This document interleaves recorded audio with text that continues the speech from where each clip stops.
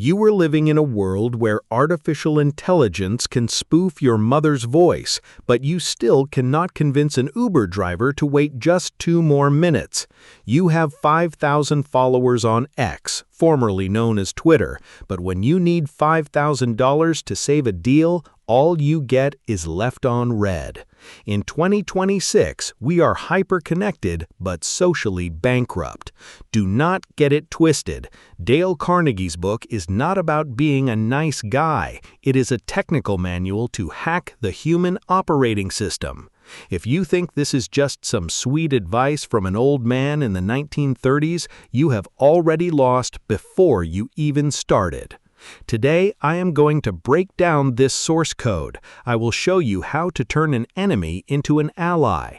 I will show you how to make a stranger ready to fight for your idea. And most importantly, I will show you how to be the most powerful person in the room without saying a single word. I'm not going to summarize a book. I'm going to teach you how to control reality. Why do you need to hear this right now? Because in 2026, your technical skills are essentially worthless. ChatGPT 6 can code faster than you. Midjourney 12 can create better art than you. The only thing that cannot be replaced is the ability to navigate human psychology. That is the only thing that holds absolute value in this attention economy. In a society fractured by algorithms, the person who masters the emotions of the crowd holds the crown. How to Win Friends and Influence People is not a self-help book, it is a survival weapon.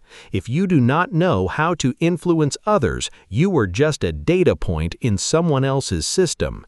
Do you want to be the one behind the wheel or the spare tire getting replaced? Why are the smartest people often the loneliest? The secret lies here. Never criticize. That sounds weak, doesn't it? You're wrong. In behavioral psychology, criticism is a psychological boomerang. When you tear down someone's self-esteem, their brain triggers a survival mode. They don't see their mistake, they only see an enemy that needs to be destroyed. Carnegie talks about Al Capone, a mass murderer who actually saw himself as a public benefactor. If a killer can lie to himself about being a good person, then do you really think your boss or your client will admit they're wrong? Never. If you want to gather honey, don't kick over the beehive. If you want to change a person, you must give them an honorable way out. Now, let's look at the second step.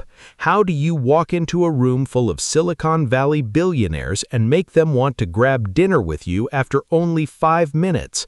Most people think they need to be interesting. That is a fatal mistake. The golden rule is to be genuinely interested in others. In the era of Vision Pro headsets, people are starving for real attention. A dog can live its whole life without working just by giving pure love. You can do the same. But be careful of fake praise. Carnegie calls that cheap flattery. It's like chewing gum with no nutrition. You must find one thing you truly admire about the other person. And here's the ultimate code. The name. To any person, their name is the sweetest sound in any language. When you call someone by their name in 2026, in a sea of soulless notifications, you trigger a massive dopamine hit straight to their brain. But wait, how can you get them to agree to your wildest requests? That's where we go deeper. This is where dark psychology starts to show its face. Do you want to win an argument? The only way to win is to avoid it. An argument is a zero-sum game. If you lose, you lose. If you win on logic, you humiliate the other person and you still lose. Instead, use the Socrates 2026 technique. Ask questions that force the other person to say yes. Once someone has said yes 3 to 5 times in a row, their defense mechanism collapses. At this point, you are no longer the one persuading them. They're persuading themselves. And the biggest secret of great leaders is to let the other person person believe the idea was theirs. Do not say, "I have a solution." Say, "Based on what you just shared, I'm wondering if we could." The real person in power is the one behind the curtain pulling the strings so the puppet feels proud of its own dance. How do you fix a mistake for an employee without making them resent you? Start with honest praise. It's like a doctor applying anesthesia before pulling a tooth, but don't use the word "but." Saying, "You did a great job, but," erases everything you said before it. Replace it with the word "and." Say, "You did a great job, and if we tweak this one point, the results will be even more explosive." Give the other person a fine reputation to live up to. If you want a lazy person to work hard, tell them, "I've always admired your discipline in past projects." They'll work themselves to exhaustion just to prove you were right about them. Do you want to know the cold truth behind all these techniques? The reason this book still works after 100 years is simple. Humans are selfish creatures who are starving for recognition. We are not logical beings. We are emotional beings, wrapped in prejudice and driven by pride. The twist is this: to be the most influential person, you must give up your own ego. You must become a mirror. When others look at you, they should not see you, they should see the best version of themselves. The highest form of manipulation is not force, it is service. You serve their ego, and in return, they give you the keys to their kingdom. It's a fair trade in the shadows. We just went through the source code of Dale Carnegie. Control your reflexes, stop criticizing, and start understanding. Trigger dopamine. Use their name, smile, and listen like they're the only person on earth. Own their will. Let them persuade themselves through yes questions. Shape their character. Give them a noble title so they strive to reach it. Tomorrow, when you wake up and put on your VR glasses or join a Zoom meeting, do not look at the numbers, look at the people. Remember that everyone you meet is fighting a battle you know nothing about, and if you can give them a little light of recognition, they will give you the world. Influence is not something you take, it is something you are gifted after you have given your attention the right way. But stop for a moment. You can memorize all these social hacks. You can call every billionaire by their name and smile until your jaw hurts.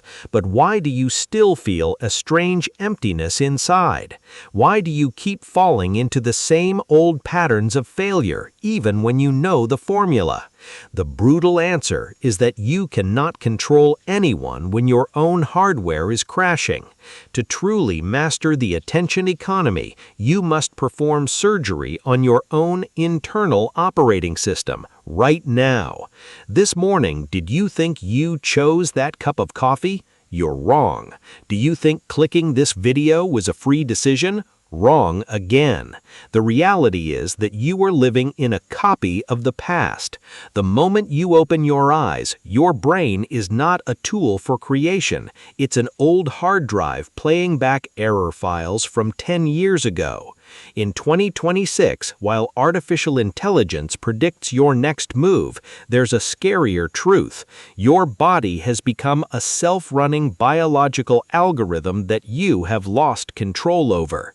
I'm not here to talk about cheap positive thinking. I'm here to strip down the operating system that is keeping you prisoner. If you feel like your life is standing still even though you're trying, it's not because you're lazy, it's because you're using a 5% processor to fight a 95% supercomputer. In the next 15 minutes, I will reveal how to jailbreak your own reality. If you miss even 1 minute, you'll keep repeating the loop of yesterday for the rest of your life. Do you want to know why you always fail at changing? The answer is in a dark zone of the brain that no one talks about. Why do you need to hear this now? We're in 2026. The world is changing at the speed of light. Large language models and brain chips are entering our lives. But look at yourself. Humans are still struggling with emotions from decades ago.